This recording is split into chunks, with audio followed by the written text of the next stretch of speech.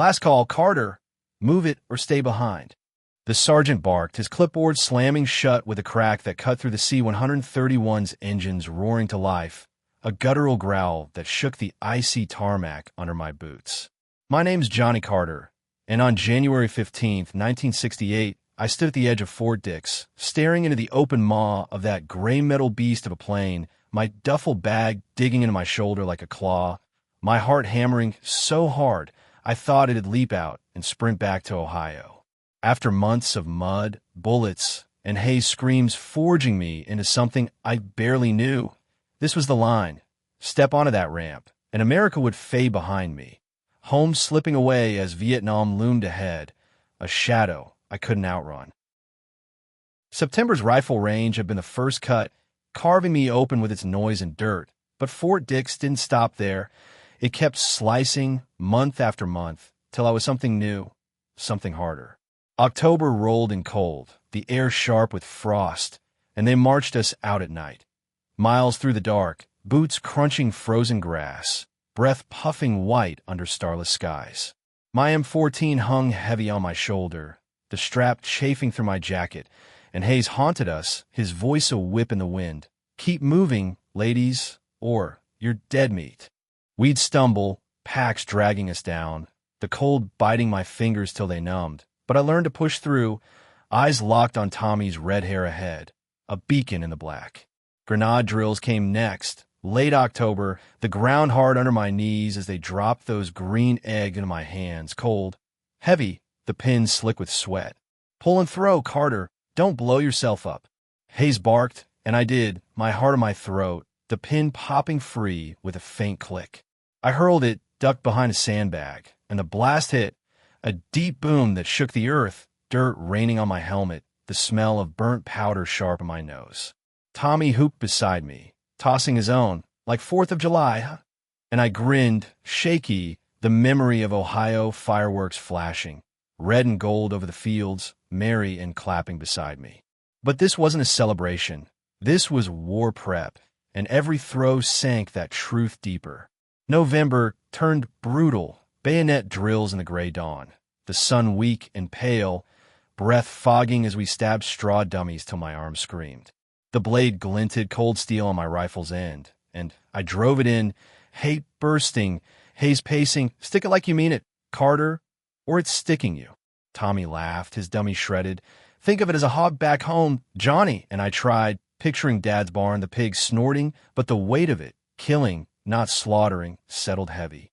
Big Mike tore through his grunting, while Eddie fumbled, his glasses slipping, the bayonet wobbling till Hayes yelled him straight. My hands blistered, the rifles would rough, but I kept going, the rhythm sinking in, thrust, pull, thrust, each one a step toward Vietnam. December was the end game. Final tests under a sky heavy with snow, the air so cold it hurt to breathe. Firing lines stretched out, 200 yards of targets in the frost, my M14 steady now, the recoil a dull thud I'd mastered. I hit 35 out of 50, breath steady, snow dusting my helmet, Hayes nodding, better, Carter.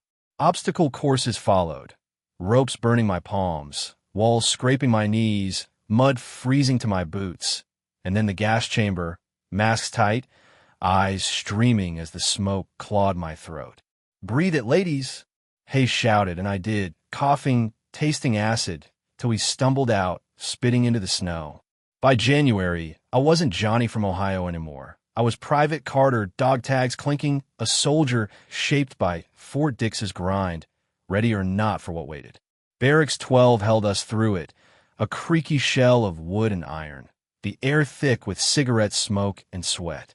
Tommy's snores rattled the bunks. Eddie's notebook thickened. Maps of Philly, sketches of Grenade pits. And Big Mike's curses softened, his big frame hunched over gear checks. We'd talk late, voices low. Tommy's farm, the silo he'd climbed, Eddie's alley fights, Mike's cattle drives under Texas stars.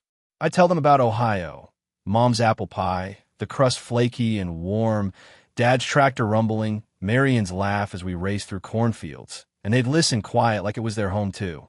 Letters from Mom came steady. Stay safe, Johnny. We're proud, and I'd write back, pencil scratching under the bulb. Training's done, Ma. I'm okay. Love you. I didn't mention the nightmares, gunfire I hadn't heard, faces I hadn't seen, waking me in a cold sweat. January 1968 dawned icy. The ground a sheet of white. The sky flat and gray over Fort Dix. Orders hit after Christmas. 1st Battalion, 12th Infantry, shipping out to Cam Ranh Bay, Vietnam calling us like a debt due. Hayes read it off, spitting into the snow. You're soldiers now, don't screw it up over there. My gut knotted, tight and cold, and the days after blurred. Packing gear, rifles oiled, papers signed till my wrist ached. The C-131 flights were set for January 15th, a convoy to take us west, then across the Pacific, and I felt it closing in. America fading, home a memory I'd carry in my pocket. January 14th was our last full day, a Sunday, so cold the air stung my lungs, the ground crunching under my boots as we lined up for roll call. Hay stood there, clipboard in hand, his breath puffing white, voice rough. Carter, Thomas, Wilson, Martinez, gear up, you're out tomorrow. Tommy nudged me, his gloves brushing my arm. Real soldiers now, huh, Johnny? I nodded, throat tight, the M14 slung over my shoulder, its weight familiar, the steel cold through my jacket. We spent the morning packing, fatigues folded, boots polished, canteens rattling, the rifle I'd cleaned till my hands stank of oil, stuffing it into duffels that smelled of canvas and dust. Eddie worked quiet, his notebook tucked into his bag, glasses fogging as he bent over, while Big Mike wrestled his zipper, cursing, damn thing's tighter than a steer's hide. Till Tommy laughed, helping him shut it. Need a hand, cowboy? Afternoon was gear checks, sergeants barking. Rifle, Carter, show me. I held it up, bolt clicked, barrel gleaming, my hand steady now, the blisters from September long calloused over. We marched to the armory, turned in extra ammo, the brass clinking as it hit the crate, then back to the barracks, boots crunching ice, the sky turning pink at the edges. I stopped by the range, empty now, targets weathered, the dirt where I'd knelt still scarred, and stood there, breath fogging, remembering Hayes' yells, my first wild shot, the splintered wood when I'd finally hit.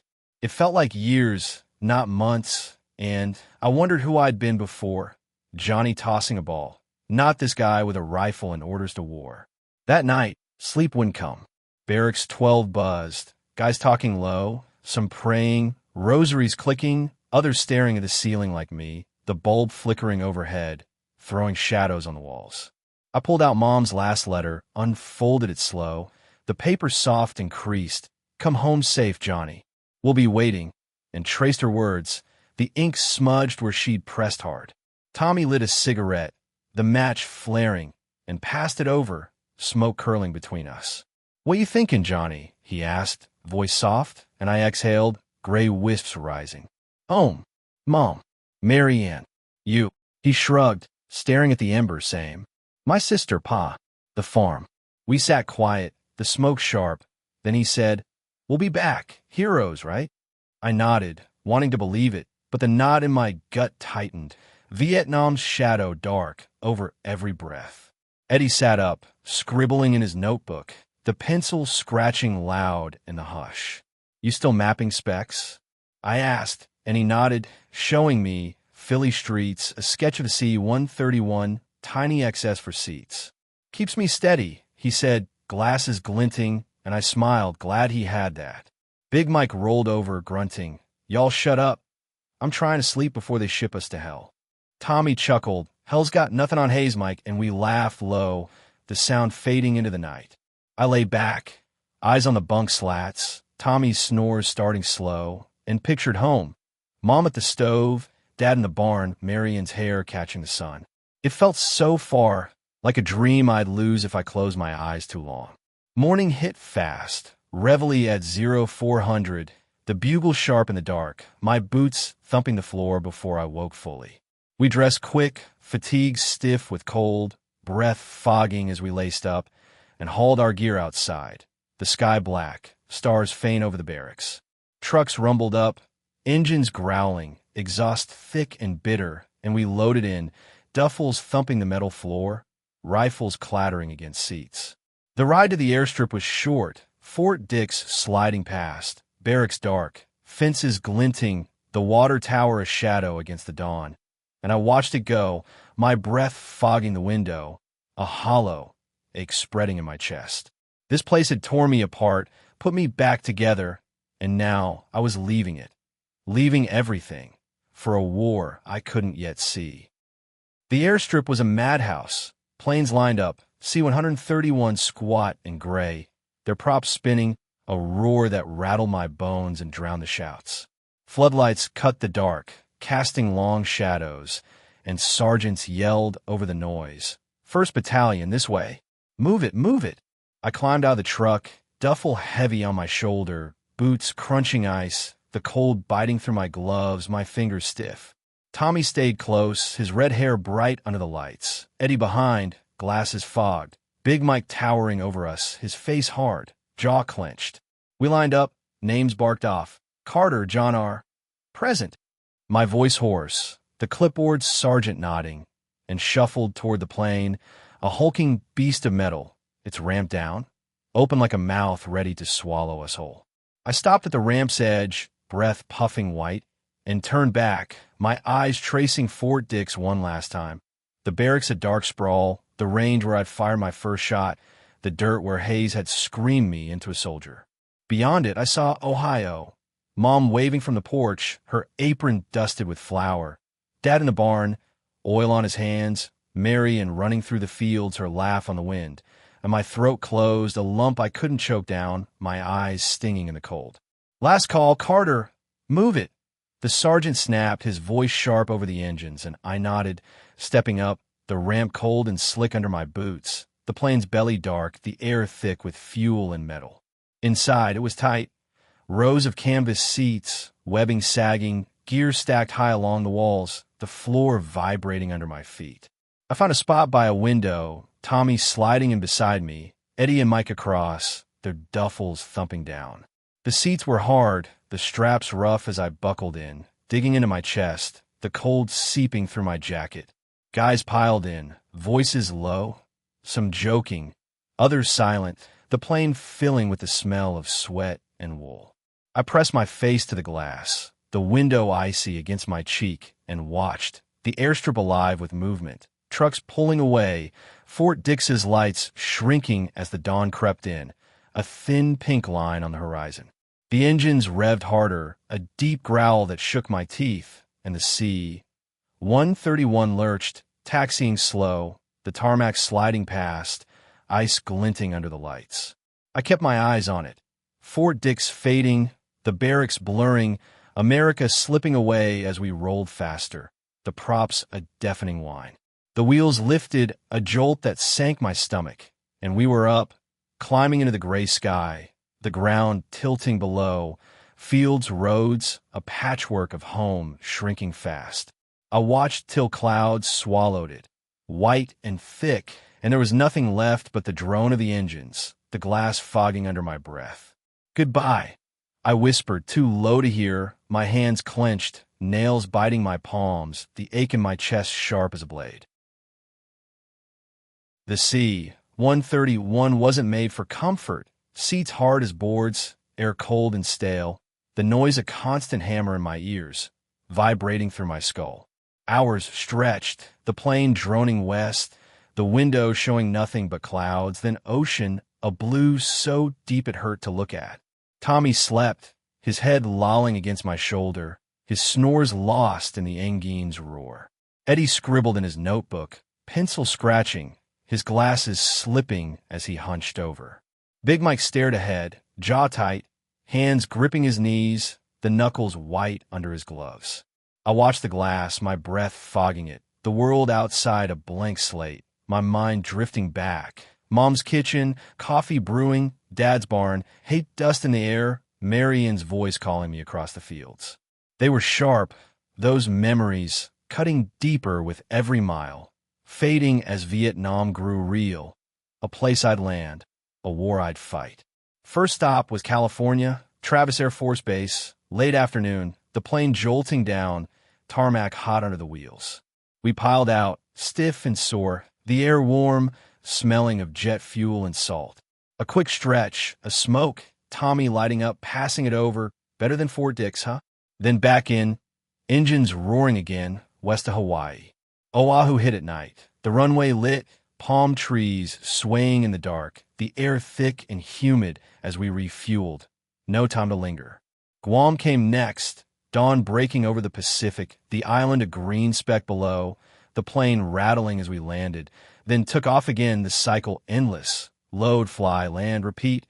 Each stop a step farther from home, closer to the war. Days blurred, 2, maybe 3, the engine's my only clock, the hum sinking into my bones. We ate sea rations, cold beans, crackers crumbling, meat paste that stuck to my teeth, past a canteen, the water warm and metallic. Talk kept us sane. Tommy about his sister's wedding, the cake she'd promised him, Eddie about a mutt he'd fed in Philly, Mike about roping cattle, the dust in his lungs. I told them about the 4th of July, fireworks bursting over Ohio fields, red and gold, Mary in beside me, her hair soft against my cheek, the air smelling of sulfur and grass. You'll see her again, Tommy said, clapping my arm, his eyes steady, and I nodded, clinging to it, the fear gnawing anyway. What if I didn't? Sleep came in fits, head against the window, the glass cold, dreams of home twisting in a gunfire, mud, faces I didn't know. I'd wake, heart pounding, the planes still droning, Tommy snoring, the dark outside unbroken. Vietnam was close now, not a name, but a weight heat jungle bullets, and I felt it pressing, my hands sweaty on the straps, my rifle stowed but heavy in my mind. So that was January 1968, me boarding that C-131, watching America fade through a fogged window, leaving Fort Dix, Ohio, everything I'd ever known for a war I couldn't yet grasp. The flight dragged me west, then south, over oceans and days, till Vietnam wasn't just a word, but a horizon I'd hit hard. February 5th, 1968, was rushing closer. Pleiku, a dusty strip in the highlands, where I'd step off into heat and chaos, where the real fight would start with Tommy, Eddie, and Mike beside me. Want to know how I faced that first step? How that red dirt felt under my boots? Stay with me, subscribe, and let's land in Pleiku together.